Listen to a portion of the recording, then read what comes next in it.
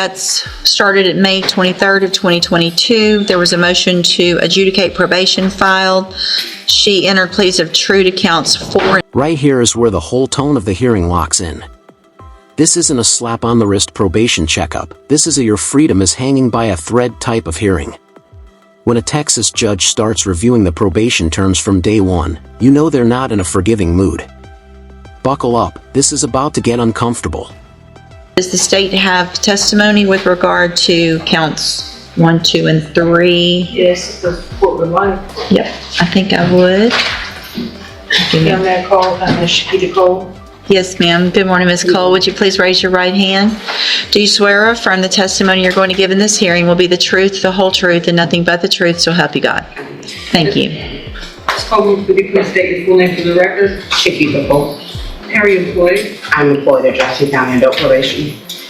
And as an adult probation officer, is it your responsibility to supervise an individual on this court's probation by the name of Devin Atkins? Yes. Do you see Ms. Atkins in the courtroom here today? Yes. Can you point to her identifier? Right here in the blue jumpsuit. Your amended record reflect Ms. Cole has identified the probationer Devin Atkins. Record will so reflect. And Ms. Cole, as with every probationer, when they are placed on the court's probation, are they given the rules and restrictions placed upon them and what they are supposed to do to follow the court orders? Yes. And each one of those in detail is gone over with them so that they understand everything that they're required to do. Yes.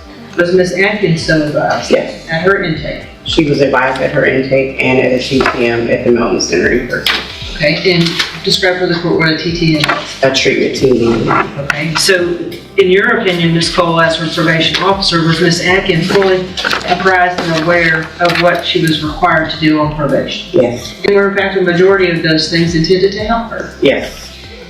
Was she advised that she was to report to the Community Supervision Department when directed by yourself and the court? Yes. And did Ms. Atkins, based on your review of the file, fail to do dates, including but most likely not limited to November 4th of 2024, November 19th of 24, and, and was that in violation of her probation order? Yes.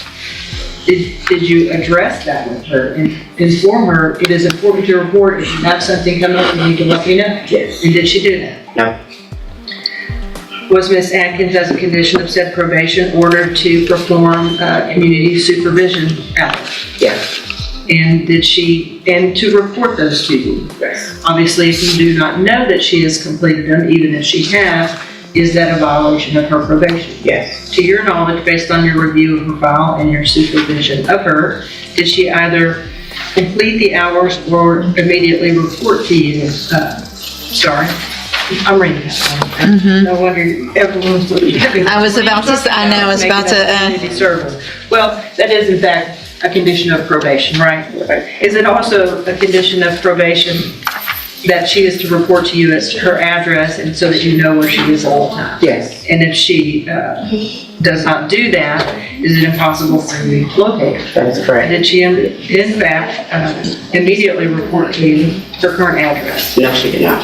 Anything else? I know you and I have had a lengthy discussion about her that you feel would be appropriate for the court to know in conjunction with your testimony and your updated PSI. The main thing is her mental health. She refuses to address that. We've made appointments for her with Spinal Tap and she didn't attend the appointments. She's 100% when she was out on Medicaid. Do you notice the prosecutor's strategy? This is slow, methodical, surgical. They're stacking violation after violation like they're building a legal Jenga tower, and Devin is the one who's about to watch it collapse.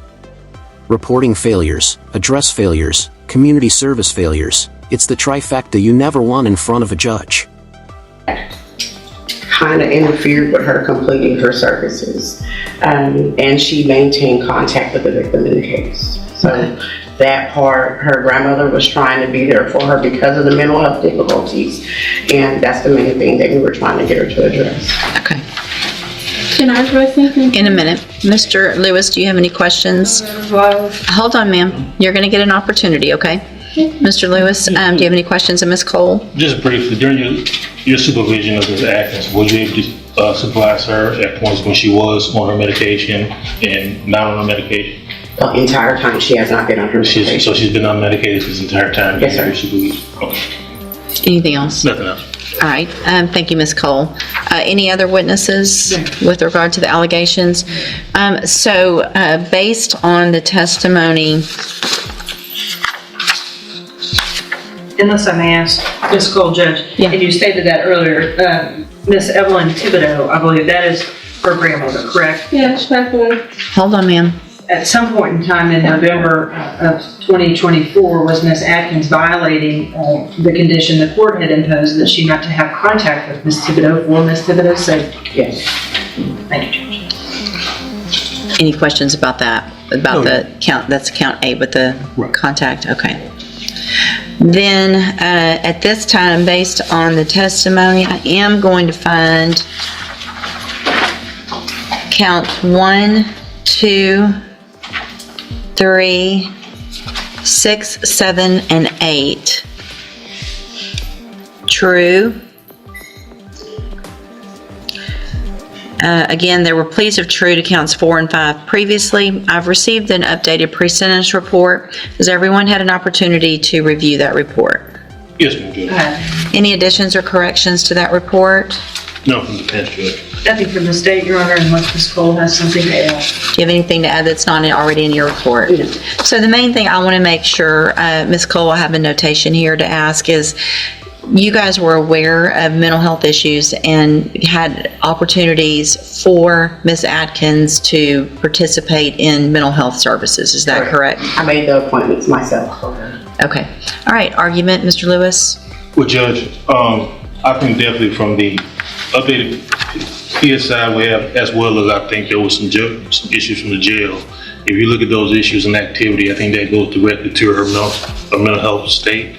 Unfortunately, she has not been on a mental health caseload. I think that definitely would benefit her, as well as, being able to take advantage of any services that phenotype MHMR may have, or any programs that probation deems appropriate for her. I have had conversations with her, and meaningful conversations with her, where she has addressed to me her desire to take advantage of those activities if those available to me.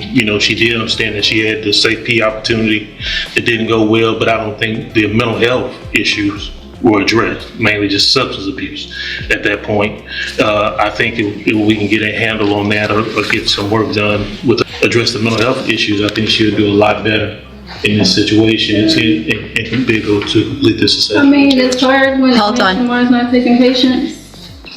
Well, it sounds like you had appointments that you missed that Ms. Cole made for you. Did she go to regular Safe P or special? not. Hold on. Special needs. So she's already been to special needs Okay. Safe P. So that was a whole 6 months plus aftercare of drug and mental health help.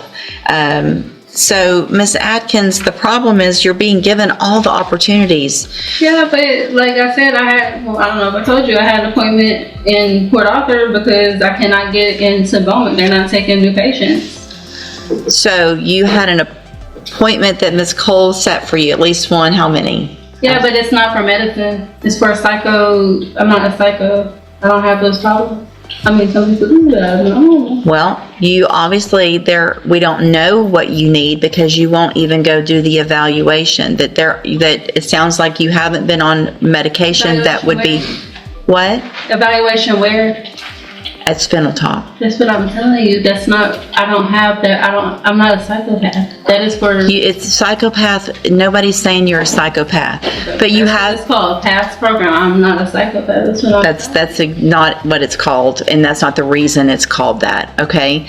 If you had gone to your appointment and talked to them, then you would know what that was for, and you would know that it was meant to help you so that you could get on medication, stabilize, and not have the issues that you've been having. I'm going to find that you previously entered your, I'm sorry, Ms. Malfino, did you have anything to add? No, Judge, I think that from my conversation with Ms. Cole, she's been gracious enough to offer to continue to work with her because I think she clearly sees the mental health issues. But as you can see, what Ms. Cole has been having to deal with is how the court has had to deal with Ms. Atkins today, and it's been kind of just this runaround circle. Well, and in addition, I am going to find judicial notice of the court's file. Ms. Atkins was evaluated for competency to stand trial not that long ago. I think it was in January of this year. And I have that report. And the finding is that Ms. Atkins is competent, understands the nature of the proceedings, and is then just really making a choice not to follow through with what programs have been given to you, Ms. Atkins, to try to help you. So at this time, any recommendation as far as, I have one more thing to say. okay? She is not giving me the information needed to follow up with those type of things. Okay, well, I don't believe you. I don't believe you. You know, Ms. Cole would never say, go do something and not tell you where to go or help you get there. no, she says she does not have a list of. Community service, I'm worried about your mental health and the fact that you're not doing what you need to, and you're still contacting the victim, and it's a serious case. And so I got to protect society, unfortunately, because you're not choosing to do the things I was that, gonna die, so I really didn't have much of a choice. okay. It's my life in jeopardy. I'm going to find that you entered your pleas of true to counts 4 and 5 freely and voluntarily. Again, I'm finding counts 1, 2, 3, 6, 7, and 8 true. Find sufficient evidence to find you guilty, and at this time, find you guilty. Don't talk over. I'm about to sentence you to prison, and how you keep talking over me is about to start adding years onto that. Stop talking. It's just going to get worse. Do you understand? Okay. I'm going to find sufficient evidence to find you guilty, and at this time, I'm finding you guilty of injury to an elderly individual. Sentence you to a term of 5 years in the institutional division of the Texas Department. This is the moment everything shifts. The officer isn't just listing violations now, she's revealing the underlying issue the entire case has been orbiting around. Mental health. And the frustration in her voice? That's a probation officer who's been trying for months to keep someone afloat while they're actively fighting the life jacket. You will receive credit. You will receive credit on that sentence for any time that you've been in custody that the law gives you the right to receive. No. I'm telling you, like, she thought, like, I could not get up there. I'm going to hand you the trial court certification that shows this I would was, like to speak to a detective. this was not an agreement, and so you waived your right to appeal. I need you to sign that with I gave you her. hospital papers. I gave her everything. I'm also I had handed a you, doctor's appointment and everything. That's what I'm I've got telling 5 more years that I could add on to that. Oh, yeah. I can give you up to 10. Have 'em. You need to stop talking so I can finish what I need to do, okay? I'm telling you, I'm not guilty. That's what I'm telling you. I did not have a choice. I went to the hospital and everything. I'm handing you a 3 written times. admonishment regarding your ineligibility to possess a firearm or ammunition because of the judgment entered I against. don't have a gun. I'm not, just listen to what I'm saying. If you'll listen for a minute, you'll understand. Because of the judgment entered against you, you're ineligible under Texas law to possess a firearm or ammunition.